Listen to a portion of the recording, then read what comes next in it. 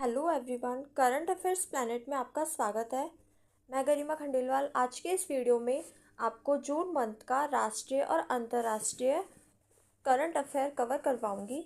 Last 3 videos में मैंने आपको राजस्थान का करंट अफेयर कवर करवाया था, तो आज से हम राष्ट्रीय और अंतर्राष्ट्रीय को कवर करेंगे। तो स्टार्ट करते हैं।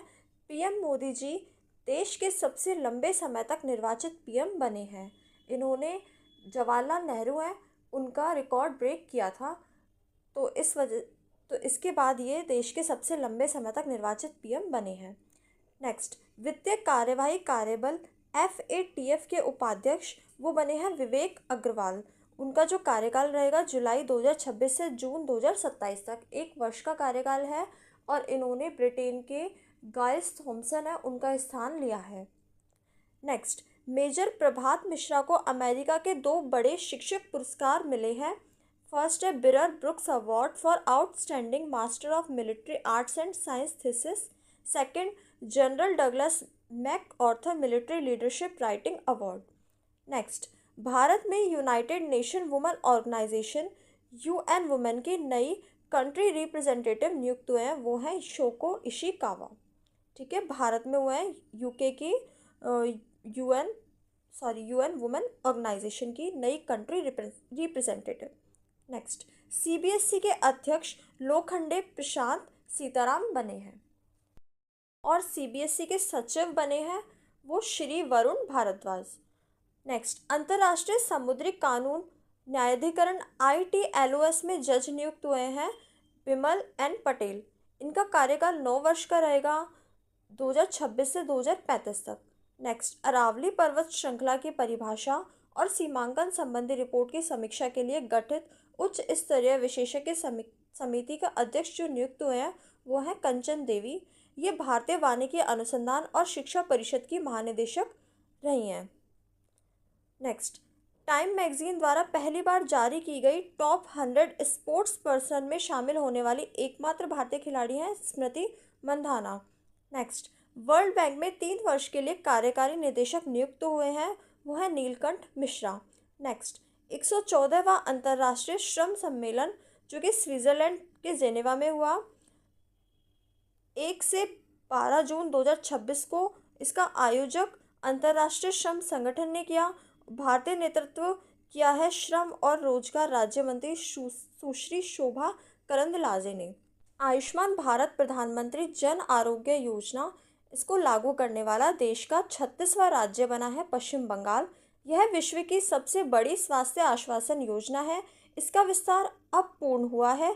शुरुआत इसकी 2018 में रांची झारखंड से हुई थी। इसमें पात्र परिवारों को हर साल 5 लाख तक का कैशलेस स्वास्थ्य कवर मिलता है। इसमें केंद्र और राज्य का अनुपात 60:40 है। पूर्वी राज्यों में इसका अनुपात केंद्र और राज्य का 90:10 है।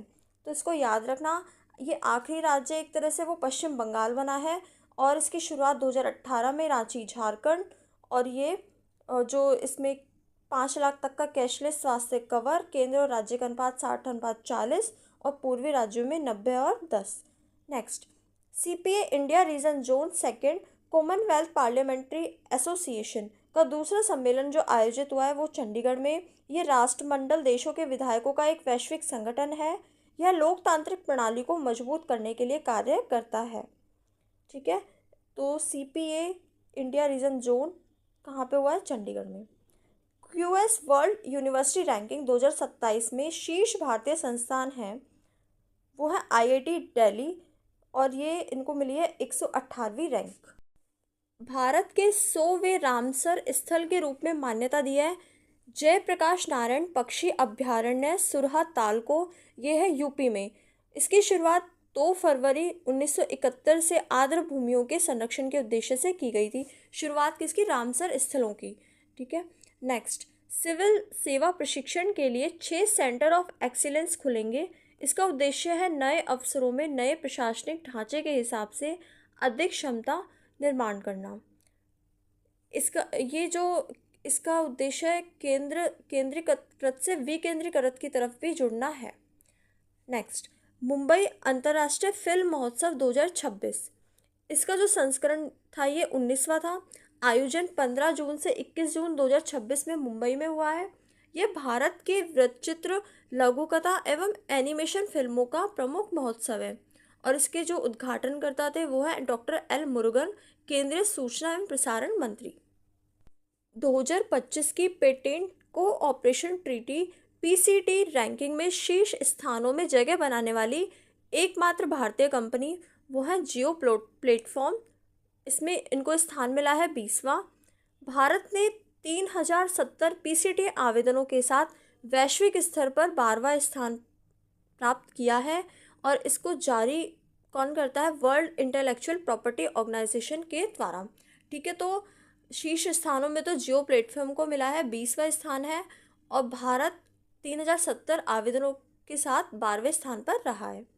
नेक्स्ट, एयर इंडिया ने भारत सरकार के नए हब एंड स्कोप विमानन मॉडल के तहत इजी कनेक्ट उड़ानें शुरू की है, जिसमें वाराणसी इस पहल में शामिल होने वाला पहला शहर बना है। ठीक है, तो वाराणसी किसके लिए? हब एंड स्कोप विमानन मॉडल के तहत इजी कनेक्ट उड़ानों के लिए। ठीक है, नेक्स्ट, भारतीय रेलवे का नया जोन जिसने हाल ही में काम करना शुरू किया है वह साउथ कोस्टा रेलवे। ये 18वां जोन है और इसका मुख्यालय विशाखापट्टनम। नेक्स्ट, अंतर्राष्ट्रीय ब्रिक्स कृषि सम्मेलन वो कहाँ आयोजित हुआ है? इंदौर मध्य प्रदेश में। विकसित भारत युवा सांसद 2026 का उद्घाटन ओम बिरला ने किया, जो कि लोकसभा अध्यक्ष हैं। Next, international institution ranking framework ने 2026 के लिए भारत के टॉप 10 सरकारी विश्वविद्यालयों की सूची जारी की है, जिसमें फर्स्ट स्थान मिला है जवाहरलाल नेहरू विश्वविद्यालय जेएलयू नई दिल्ली में। 7वां स्थान मिला है राजस्थान केंद्रीय विश्वविद्यालय अजमेर को। तो 7वां इसलिए याद रखना है क्योंकि ये हमारे राजस्थान का है। ठीक है, नेक्स्ट, भारत की पहली फ्लेक्स फ्यूल यात्री कार मारुति सुजुकी वैगनार, इसको लॉन्च किया है केंद्रीय पेट्रोलियम एवं प्राकृतिक गैस मंत्री हरदीप सिंह पुरी ने और केंद्रीय सड़क परिवहन एवं राजमार्ग मंत्री नितिन गडकरी ने। यह E85 पेट्रोल पर चलने में सक्षम है। इसमें 80 to 85% एथेनॉल होता है और इसमें 14 to 19% पेट्रोल होता है।